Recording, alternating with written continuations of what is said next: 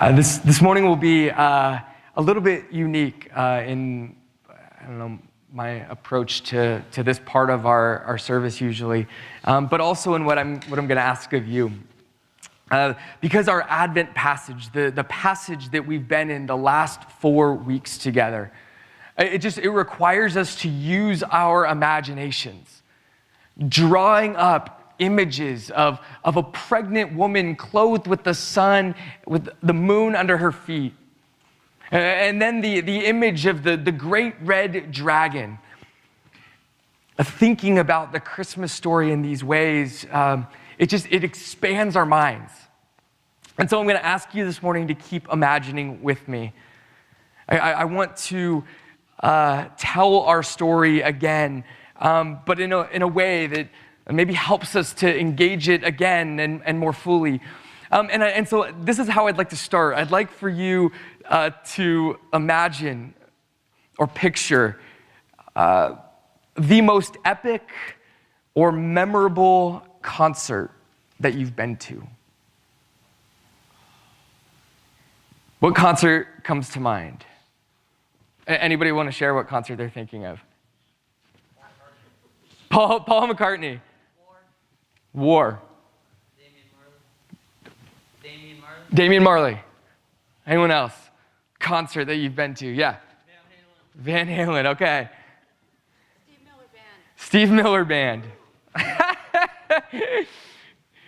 So as I was preparing for this, the concert that I went to in my mind was the Trans-Siberian Orchestra that I saw at the SAP Center in San Jose. Quick story, has nothing to do with my sermon this morning, but if you know anything about the Trans-Siberian Orchestra, this is going to offend you deeply. Jane fell asleep during the Trans-Siberian Orchestra. I don't know how it's possible. It's a gift, but it happened. So that has nothing to do with anything else I'm going to say, but I just thought you should know that. Okay, so you've got your concert venue in mind. At any great concert, right, you have certain expectations for how the show is going to go. Generally, first, an opening act comes out to warm up the crowd. And then they finish and they bow and they receive the audience thanks only to step aside for the headliner. And then the real star of the night comes forward, the singer, performer, or band that everyone came for is on. And people go crazy because the real show is beginning. Now with this concert venue in your mind, I want you to think about the story that we've been telling all month. You heard Carrie reread part of it for us this morning, the story of the real war on Christmas.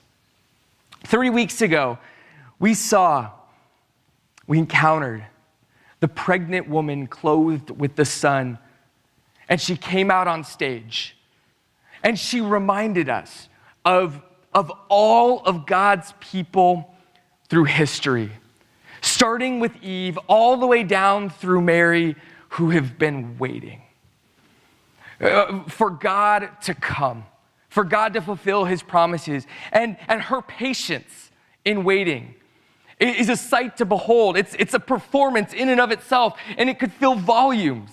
She played her part, and then she took her bow.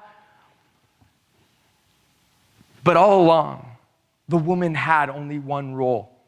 She was the opener, the setup act leading to the star of the show. And so now the woman has bowed and she has stepped back, clearing the stage for the headliner. And now we expect the honored guest to come out. But before he can take the stage, we find a different performer swooping out into the spotlight. A great dragon takes the stage. He had no role in the production as it was designed. And the director has kicked him out of the venue repeatedly, but here he is now, front and center with all eyes on him, taking over the stage, seizing the main event as his own. He's come to keep the star from getting his due. He's come to steal the spotlight from the one that everyone has come to see. Here's the thing. The dragon puts on a pretty darn good show. It turns out the dragon can sing and dance. He's up there telling jokes like he's a stand-up comedian. He's even brought out a couple of furry animal friends to help him. His beasts start juggling with fire and jumping through hoops.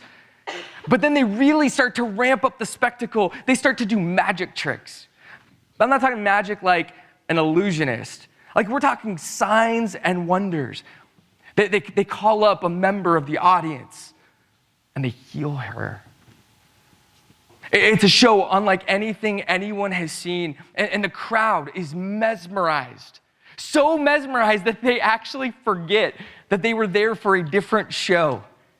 The audience at this point doesn't even care that the act that they came for is nowhere to be found. This feels like a fine substitute, except something is happening. Back, way back, behind the dragon, behind his dancing beasts, almost hidden behind all of the production. There, in a corner of the stage, nearly hidden behind a back curtain, the woman who had stepped back has begun to give birth. A son, a male child is born. Right in the middle of all of the dragon's spectacle, the real star of the show enters the stage in the most unspectacular way. I mean, babies are born every day. What's another one? Meanwhile, the dragon is healing people and giving everyone in the audience a new car. What's a fairly ordinary child got that these entertainers don't? Besides, even if the audience were to begin to clamor for the male child, like, what could this male child do for the audience that could even come close to entertaining them and satisfying them the way that this dragon has? And yet, there are a few in the audience who have noticed what's going on near the back of the stage. And they're curious about this male child being born. And they begin to eye him. And there's something about him that they just can't put their finger on. I mean, he's mostly unremarkable. And yet, even with all of the performance going on, a few in the crowd are able to look past the dragon and his beasts, and they gaze on the child. They adore him even. The dragon, so caught up in his performance and capturing the hearts and the minds of his audience, apparently misses the birth of the child. He hadn't even noticed the woman giving birth behind him. He still hasn't seen this male child, but now he has this really uncomfortable feeling as he's singing and dancing. He's looking out to the audience and he notices something odd. Like, while the crowd is filled with these happy, stupid smirks, there are also some faces that look very different. Faces that look more than happy. Like they're glowing, radiant. But they don't seem to be watching him. It's like they're looking right through the show. And so the dragon follows their gaze, and that's when he sees him. The dragon sees the male child, and he knows exactly who he is. The dragon assumes the male child has come to kick him off the stage and to steal his glory. But the dragon wants to show off his great power, and so he dives toward the child to devour him. But just like that, the child disappears. And so, like Wile E. Coyote, the dragon smashes into the back wall. And most of the audience just think that they're watching a bit of slapstick, and they laugh even louder. Some wonder if they've just seen some small child or something back there, but they just assume it's all part of the show. But the audience is filled with people who definitely had seen the child. But more than that, people who beheld the child. And they can't get away from the fact that there's something about him. And this is what they needed to be sure. When the dragon went after him, they saw the truth. They saw the dragon's true stripes. He is a monster who tried to devour this child. He is not a star to be adored. And so just like that, those who could now see clearly decided they were done with the show. They wanted more of the child. But the dragon isn't done. His humiliation causes him to lash out. Quickly, in the corner, he catches sight of the woman who gave birth to the male child, and she becomes his newest target. And he charges toward the woman, and just as he's sure he's got her in his grasp, in his clutches, she is gone as well. Like the male child, she too has been rescued. The great red dragon turns the darkest shade of red you could possibly imagine. Humiliated even further, his anger turns to rage. But in the audience, there's only one group who can see the dragon as he is, who can see his rage as rage. It's those who beheld the beauty of the male child. But the rest of the crowd is enraptured by the performance of a lifetime. In fact, the angrier the dragon gets, the funnier he seems to get. The angrier the dragon gets, the more seductive his song, the more alluring his act, the more enticing his entire shtick becomes. Those in the crowd who never saw the child, they missed him being born. They never saw him standing off to the side. All they know is this show that's going on in front of them, and it's an amazing show. In fact, so good that they've forgotten that they were even waiting for a different show. And so the dragon leans into that.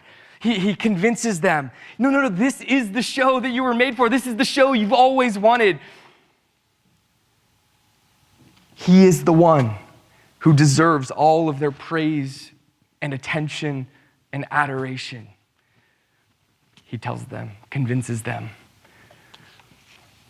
But again, the people who beheld the male child, they will never be the same. There was just something about this male child, something so truly pure and powerful. And yet the child seemed to have no need to be proud about his purity, and he had no need to show off his power. In fact, those who saw him, they knew somehow that this child could wipe the stage of the dragon if he wanted to. And so what was it about this child that was so captivating? Because, he didn't force anyone in the audience to turn to him. He didn't force anyone to notice him or to come to him. He refused to push the dragon from the stage. He refused to overpower the dragon. He refused to outperform the dragon. And yet, they knew. They seemed to know from a place they couldn't describe that he had come for them. Like in the depths of their spirit, they knew he was the one that they were made for. The people who saw the male child knew that they had come into contact with real love for the first time. In his presence, they were loved, and they had known what it was to love. And this child's love made the dragon that much more disgusting. And think about the dragon. He had no love for his audience. He was merely using them. He wanted their affection for his own gain, for his own sense of self-worth. While the child didn't just love them, this child was love, is love. And he showed it as he humbly and quietly waited for people to notice him, to behold him. But now he's gone, and the woman is gone as well. And all that was left was a huge auditorium with a dragon and his dancing beasts and a crowd made up of two kinds of people. One, an attentive audience eating up every moment of the dragon's show. And two, a disoriented people who have seen the truth. They've seen the child. They've seen who the dragon really is. They know that there is nothing for them here. They know that they won't give the dragon what he wants. They know that they need to leave. And so they work up the courage to make their way for the doors. But the dragon isn't finished yet. See, he may have the attention of most of the audience, but he's willing to do whatever it takes to win back the rest of them. And so one of the beasts actually takes the form of a child, like the male child. The likeness is pretty remarkable. Well, the other beast imitates the child, his words, his actions. The beasts are incredible performers, award-winning. And they convince a few of the people that the child that they had seen never actually left. It was all part of the show. Here the child is, back on the stage, waiting for their adoration. The dragon even tells the crowd he will join them in worshiping the child. But not all of the people can be tricked. Several of them understand too well what this dragon is up to. They know what they saw. They know what the dragon is. He is the deceiver of the whole audience. This is the final straw, and they decided they cannot be a part of it. See, because it's one thing if the dragon wants to try to make people choose him over the child, but for the dragon to pretend to be the child, for him to be so desperate for praise that he takes away the choice, letting people think that they are praising the child while they are actually praising him, this is just obscene. And those who know the truth know that they will not adore this performer on the stage. They will not marvel at his power, as powerful as he seems to be. They will not be in awe of his words, as wise as he seems to be. They will not worship this dragon, even if he looks and sounds like the male child that they long for. They know that they must find the male child so that they can worship him. This is what they were made for. And so they get up and they begin to make their way to the exit. And that's when the dragon sends one of his beasts to kill the people who are trying to leave. It's utterly horrific. They are slaughtered like lambs. Their blood flows down the aisles. And you wouldn't believe it, but much of the audience actually erupts with applause and laughter. Violence is hilarious to them, peak entertainment. Sure, these are people, but they probably deserve to die. Oh, how satisfying and entertaining to relish in their deaths. And yet, while many in the audience were cheering, something else was happening at the same time. The people who had seen the male child and originally wanted to follow him, but had since been deceived into turning back to the show, they noticed the others getting up. They noticed those who were doing what they had originally wanted to do.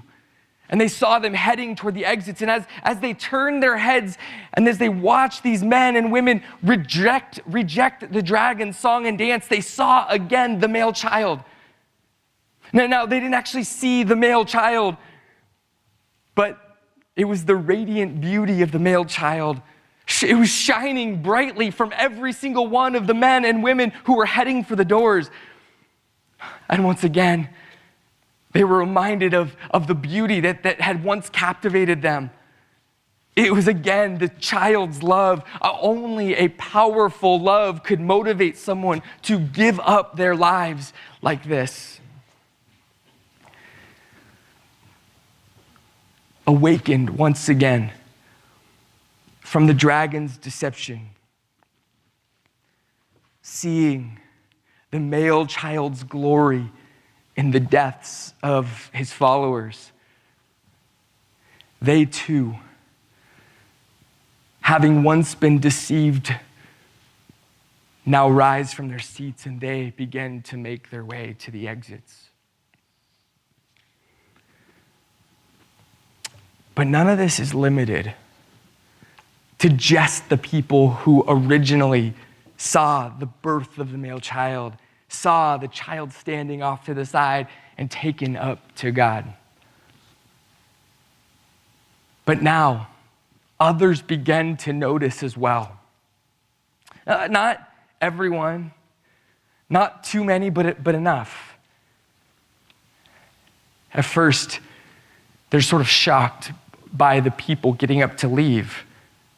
Who in the world would walk out of a show like this? Do they know what they're about to miss? But the thought's enough to make them wonder, what am I watching? And so they look a bit more closely at the men and women moving toward the exits, and their eyes begin to open.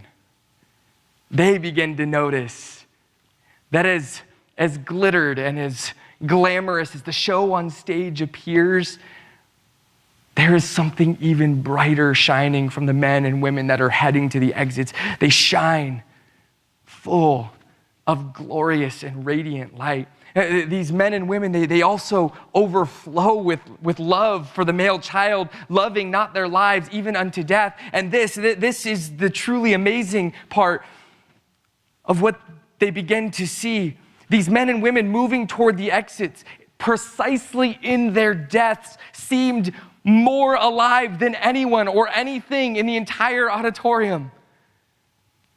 As the beast that the dragon set on the people once again tears the people to pieces, there are some who can no longer cheer.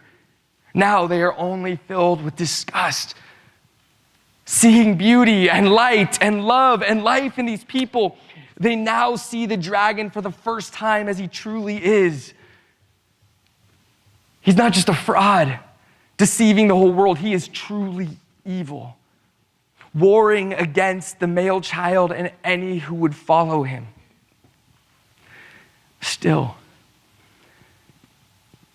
seeing what the dragon has done to those who get out of their seats and walk toward the door, there are new men and women whose eyes are being opened and who are being freshly captivated by the male child.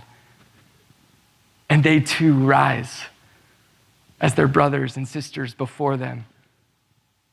They too reject the dragon. They refuse to worship him any longer. And so they head to the door, seeking the male child. And the family grows.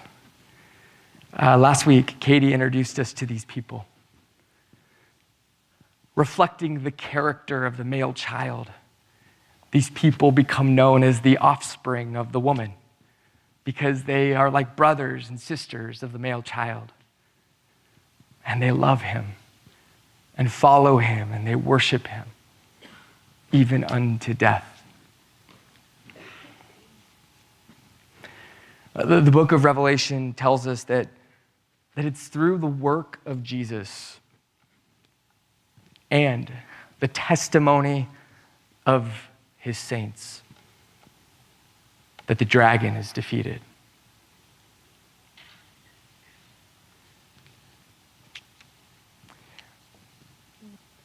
Isn't it amazing that Jesus doesn't fight for stage time with the dragon? He seems to give the stage over to the dragon.